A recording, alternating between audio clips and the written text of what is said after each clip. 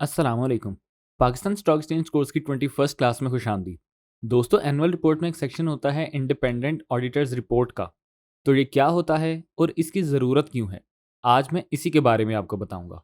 तो चलिए video start करते हैं।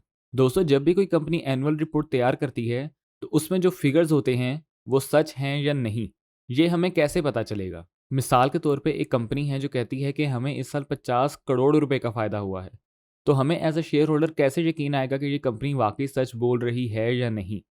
क्या पता हमें गुमराह करने के लिए कंपनी ये फिगर्स बता रही हो और असल में ये कंपनी दिवालिया होने वाली हो और हमें इसके शेयर्स खरीद के बाद में नुकसान उठाना पड़े।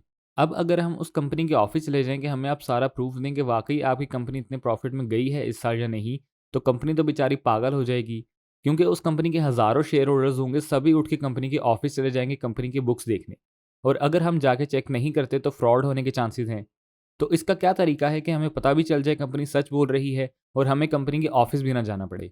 इस सब के सोल्यूशन के लिए हर कंपनी जो स्टॉक एक्सचेंज पे लिस्टेड है उसको इंटरनेशनल ऑडिटिंग स्टैंडर्ड्स पे चलते हुए हिदायत दी जाती हैं कि वो एक ऑडिटर हायर करे जो इंडिपेंडेंटली जाके कंपनी की सारी बुक्स चेक करे कि कंपनी ने एनुअल रिपोर्ट में जो फिगर शो किए हैं वो दुरुस्त हैं या नहीं। ये सारे rules and regulation share holder की आसानी के लिए बनाए गए हैं ताकि शेयर होल्डर्स के साथ किसी किस्म का फ्रॉड ना हो सके। अगर आप ऑडिटर्स रिपोर्ट में देखें तो सबसे ऊपर लिखा हुआ है इंडिपेंडेंट ऑडिटर्स रिपोर्ट। इसका मतलब है कि ऑडिटर कह रहा है कि हमें किसी ने खरीद नहीं लिया, हम बिल्कुल गैर जानिबदार रिपोर्ट पेश कर रहे हैं। अगर सही है तो सही कहेंगे और अगर गलत है तो गलत कहेंगे। ऑडिटर रिपोर्ट में सबसे इंपॉर्टेंट लाइन होती है ये: in our opinion consolidated financial statement give a true and fair view of the consolidated financial position of the group. True and fair view का मतलब है कि ऑडिटर ने जो सारी बैलेंस शीट वगैरह चेक की है as per the auditor's knowledge, हर चीज़ रिलायबल है यानी भरोसा करने के लायक है। ऑडिट करने के लिए ऑडिटर सारे रिकॉर्ड बुक्स मांगता है कि हमें बैंकिंग हिस्ट्री दिखाएं, सेल्स की हिस्ट्री वगैरह दिखाएं, हर चीज़ दिखाएं। फिर ऑडिटर हर चीज़ देखता है, सारी बुक्स वगैरह चेक करता है और वेरीफाई करता है कि एनुअल रिपोर्ट में जो इन्फॉर्मेशन कंपनी ने दी है वो सच है या नहीं। अब कभी कभी किसी कंपनी की ऑडिटर रिपोर्ट में ऑडिटर कहता है financial statement give a true and fair view except this और दैट, यानी सब चीज़ें ठीक हैं एक दो पॉइंट्स को छोड़ के। तो इसलिए ऑडिटर रिपोर्ट के पैराग्राफ्स वगैरह आपको सारे ध्यान से पढ़ने चाहिए। लेकिन ऑडिटर रिपोर्ट पढ़ने का ये मतलब नहीं है कि कंपनी की फाइनेंशियल पोजीशन अच्छी है। ऑडिटर बस नंबर कंफर्म करके बताता है कि अगर कंपनी लॉस में जा रही है तो कंपनी ने सही से बताया है कि वो लॉस में जा रही है या नहीं, और अगर कंपनी प्रॉफिट में जा रही है तो वो भी सही से बताया है या नहीं। मसलन एक कंपनी है जो कहती है उसे इस साल 20 करोड़ रुपए का नुकसान हुआ है, तो ऑडिटर बस ये चेक करेगा कि वाकई 20 करोड़ रुपए का ही नुकसान हुआ है या कम ज़्यादा हुआ है। कंपनी की ओवरऑल फाइनेंशियल पोजीशन कैसी है ये आपने खुद डिसाइड करना है। ऑडिटर बस एनुअल रिपोर्ट में दिए गए नंबर्स कंफर्म करता है। बिजनेस की हेल्थ कैसी है ये आपने खुद चेक करना है।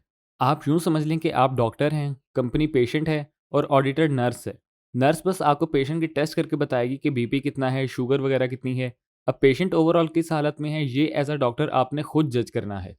इसी ऑडिटर रिपोर्ट में नीचे आके एक सेक्शन आता है की ऑडिट मैटर के नाम से। आसान अल्फाज में इसका ये मतलब है कि जब ऑडिटर को लगता है कि कंपनी में किसी जगह को इम्प्रूव करने की ज़रूरत है तो वो उसके बारे में कंपनी को मशवरा देता है। मिसाल के तौर पे एक कंपनी है जिसने अपनी स्टेटमेंट ऑफ प्रॉफिट और लॉस यानी इनकम स्टेटमेंट में वो वाला प्रॉफिट भी डाल दिया है जो चीज़ अभी तक कस्टमर को पहुंची ही नहीं है, यानी हैंड ओवर ही नहीं हुई। मिसाल के तौर पे एक ऑटोमोबाइल कंपनी है जिसके पास अभी पेंडिंग में 50 गाड़ियां पड़ी हुई हैं जो उसने कस्टमर को डिलीवर करनी है और बकिया पेमेंट भी लेनी है। तो कंपनी वो गाड़ियां कस्टमर को डिलीवर किए बगैर ही उन 50 गाड़ियों का प्रॉफिट भी इनकम स्टेटमेंट में लिख देती है। तो ऑडिटर इस बात की तरफ तवज्जो दिला के कंपनी को कह सकता है आप प्रॉफिट तभी रिकॉर्ड करें जब कस्टमर तक चीज़ डिलीवर होकर पेमेंट आपके बैंक अकाउंट में आ जाए, क्योंकि हो सकता है उन 50 कस्टमर में से कुछ अपनी गाड़ियां ही कैंसिल करवा दें या उन 50 गाड़ियों में से किसी को कस्टमर तक पहुंचते पहुंचते नुकसान हो जाए। जैसे आजकल हमें सोशल मीडिया पे अक्सर नज़र आ रहा होता है कि व्हीकल कैरियर ट्रक का एक्सीडेंट हो जाता है और गाड़ी कस्टमर तक डिलीवर होने से पहले ही एक्सीडेंट का शिकार हो जाती है, जिसकी वजह से कंपनी को एक्स्ट्रा खर्चा पड़ जाता है। तो इसलिए ऑडिटर कहता है जब चीज़ सेफली कस्टमर को डिलीवर हो जाए तब आप उसका प्रॉफिट अपनी बुक्स में रिकॉर्ड करें। तो ये बेसिकली मकसद होता है की ऑडिट मैटर्स का। आई होप आपको ऑडिटर रिपोर्ट और की ऑडिट मैटर दोनों अच्छे से समझ आ गए होंगे। फिर भी अगर आपके कोई सवालात हैं तो आप नीचे कमेंट बॉक्स में मुझसे पूछ सकते हैं। और अगर वीडियो पसंद आई हो तो चैनल को सब्सक्राइब करके बेल आइकन पर क्लिक करके ऑल को लाजमी प्रेस कीजिएगा ताकि मेरी फ्यूचर में आने वाली तमाम वीडियोस को नोटिफिकेशन आपको मिल सकें। अपना रखिएगा बहुत सारा ख्याल। अगली वीडियो तक के लिए मुझे दीजिए इजाज़त। अल्लाह हाफिज़।